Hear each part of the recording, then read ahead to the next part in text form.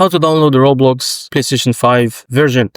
First of all, open the PlayStation Store. So from your PlayStation 5 home screen, navigate to and select the PlayStation Store. After that, search for Roblox. Now use the search function to find Roblox and type Roblox if you don't find it.